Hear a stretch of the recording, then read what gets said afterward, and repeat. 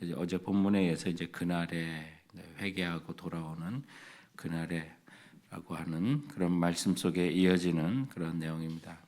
그래서 이제 1차적으로는 바벨론에서 또 회개하고 돌아오는 또 이스라엘 백성의 모습을 보여주고, 이제 세상 종말에 또 하나님께서 영원한 당신의 나라를 가져오시는 그 모습을 이제 보여주고 있는데, 오늘 이 노래를 이제 포도원의 노래라고 또 말합니다. 그래서 2절에 그날에 너희는 아름다운 포도원을 두고 노래를 부를지어다라고 하는데, 이미 이사야 5장에도 보면 포도원 노래가 있습니다. 하나님께서 포도원을 노래를 부른다라고 하시는데, 기름진 땅에 극상품 포도를 심었더니 들포도를 만들고, 그래서 정말 풍성한 술틀, 포도주 틀을 해서 극상품의 정말 풍성한 열매를 발했는데, 하나님께서 너희들이 오히려 포악을 낳았도다라고 해서, 이제 뭐 식물에 비유했지만 하나님께서 정의를 심었다.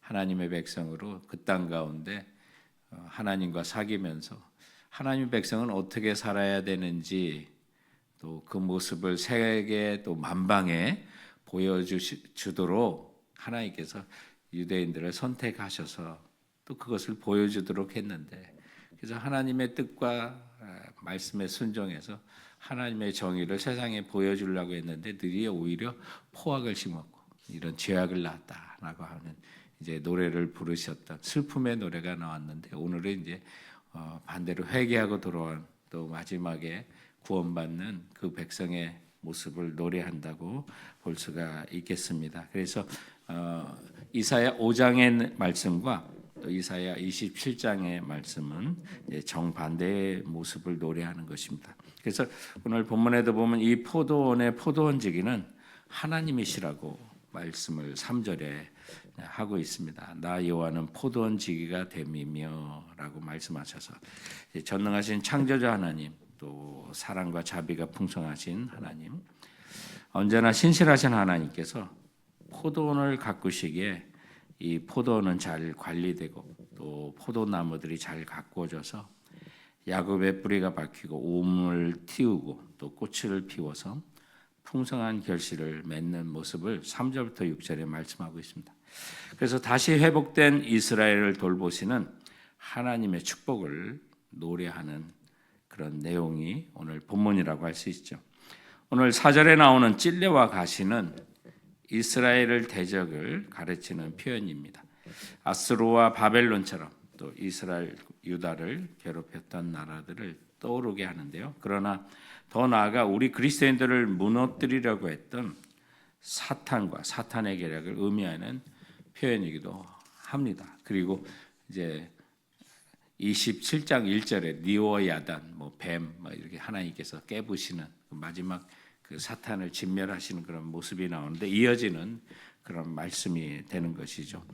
6절에 나오는 야곱의 뿌리는 이스라엘 백성을 의미도 하지만 예수 그리스도를 통해 거듭난 우리 그리스도인들 모든 교회 공동체라고 볼 수 있습니다. 그래서 하나님과 화친하지 않고 대적한다면 하나님께서 오늘 그처럼 이스라엘을 둘러싸고 찔레와 가시 노릇했던 나라들을 이제 진멸하신 것처럼 그렇게 하나님께서 심판하실 것을 선언하는 내용이라고 볼 수가 있습니다. 하나님은 하나님을 거역하고 죄악으로 가득했던 이스라엘을 쳐서 바벨론의 포로가 되게 하셨고, 그러나 이스라엘을 치신 하나님의 징계는 아스노나 바벨론을 치신 것과는 다른 것이라고 7절은 이렇게 말씀하고 있습니다. 주께서 그 백성을 치셨던들 그 백성을 친 자들을 치신 것 같았겠으며, 백성이 죽임을 당하였던들 백성을 죽인 자가 죽임을 당한가 같았겠느냐. 그래서 자기 자식을 징계하는 것하고 또 자식을 괴롭혔던 나라를 심판하는 것은 다를 것이다. 그래서 하나님께서 믿는 자들을 징계하시고 또 때리시기도 하지만, 그것은 정말 극상품의 포도를 맺기 위해서, 하나님이 기뻐하시는 열매를 맺기 위해서 우리에게 징계하시는 거지, 또 심판하시는 것, 영원히 멸망으로 이끄는 것은 아닌 것을 말씀을 하는 그런 내용이기도 합니다. 아수르와 바벨론을 향하신 하나님의 진노는 파멸에 이르도록 하는 것이었지만 이스라엘 또 유다를 향한 하나님의 치심은 정신 차리고 돌아오도록 매를 드신 것에 불과하라는 그런 말씀을 하신 거죠. 그래서 하나님은 이스라엘 백성을 적당하게 견책을 하십니다. 8절 말씀이 바로 그런 내용을 담고 있습니다. 주께서 백성을 적당하게 견책하사 쫓아내실 때 동풍 부는 날에 폭풍으로 그들을 옮기셨느니라. 성도 여러분, 우리 주님께서 우리를 정말 어려움도 주시고 고난도 힘든 상황도 주시지만 그러나 적당히 주시는 줄 믿으시기 바랍니다. 우리가 힘에 겨워 지치고 완전히 넘어질 만할 때 또한 피할 길도 내어주시는 것이 하나님의 이런 뜻이 있다는 것을 깨닫습니다. 너무나도 힘들고 어려웠던 그런 과거들도 이렇게 돌아보면 하나님께서 지금 우리가 그런 모든 내용들을 보면 하나님은 말씀에 신실하신 우리 주님이시고 내가 완전히 넘어지지 않도록 또 때가 되면 피할 길도 주셨구나. 그래서 적당하게 우리를 견책하셨구나라는 사실을 우리는 알 수가 있게 되는 것이죠. 그래서 오늘 이 본문 속에 이제 하나님의 견책은 동풍을 폭풍으로 바꾸셔서 조금 강하게 불어오게 하신 것일 뿐이지 그런 예를 이렇게 들은데 이스라엘에 불어오는 동풍은 말 그대로 동쪽에서 불어오는 아주 매우 뜨거운 바람을 말합니다.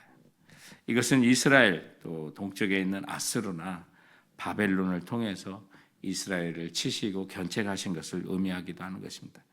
동쪽에서 마치 동풍처럼 잦은 침공이 있었지만 아스르와 바벨론의 침공은 폭풍처럼 몰아치게 하는 하나님의 치심이 될 것을 가르치는 말이고 아직 바벨론이 멸망되지 않을 때 이 노래를 부르게 하셨던 것입니다. 그러면 하나님께서 약속하신 것처럼 역사를 주관하고 이끄셨던 것을 보게 되는 거죠. 그러나 이스라엘 향한 하나님의 치심은 진멸을 향한 것은 결코 아니었고 회개와 회복을 원하셨기 때문에 하신 것을 알게 됩니다. 그렇다면 더 이상 이방의 우상들을 섬기지 않게 될 것을 말씀하고 있는 것이죠. 또 우상을 위해 횃돌, 석회암으로 쌓은 제단을 헐어 부서뜨려 가루가 되게 하고 더 이상 우상의 신상을 세우지 않게 될 것이라는 말씀인데요.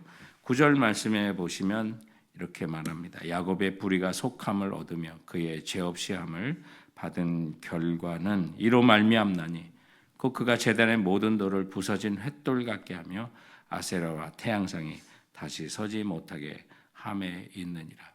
우리 안에 있는 우상들을 말하는 거죠. 하나님을 온전히 섬기지 못하게 하는 다른 것들, 이런 모든 내용들을 오늘 주님께서는 그것이 부서져서 횃돌, 가루가 되고 완전히 무너뜨려야 하는 것을 말씀하고 있는 거죠.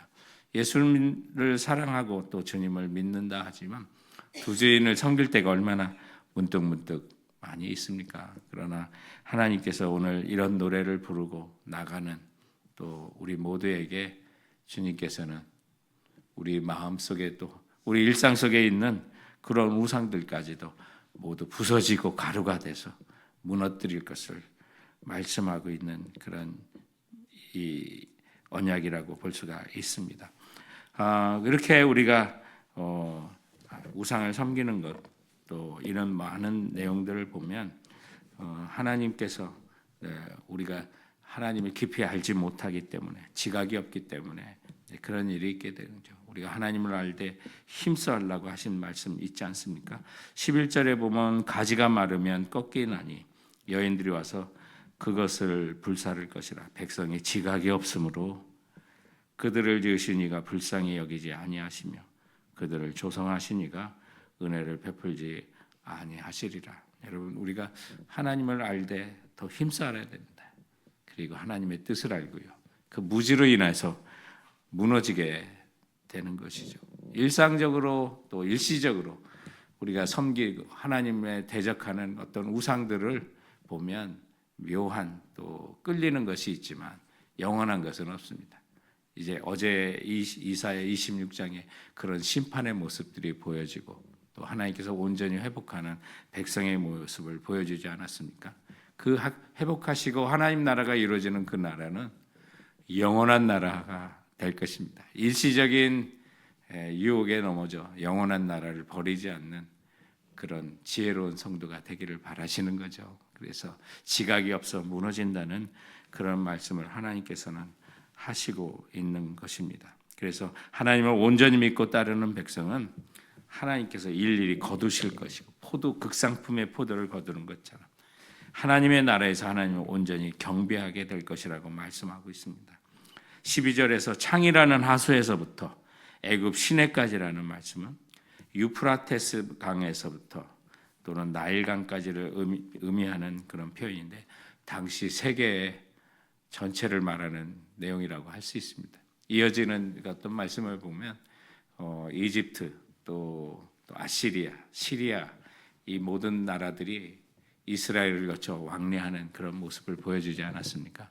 그래서 진정한 세상의 평화가 오고 모든 나라와 민족을 하나님께서 사랑하시고 애굽을 향하여 내 백성이라고 하시고 또 아시리아를 향해서 주님이 지으시고 사랑하신 백성이라고 하는 것처럼 사실은 이스라엘 백성을 통해서 모든 나라들이 하나님을 알고 또 하나님의 공의를 알면서 주님의 나라에 또 하나님의 백성이 되기를 바라시는 그런 말씀들을 표현하고 있는데 마지막 날에 바로 그와 같은 날이 이루어지게 될 것이라는 거죠.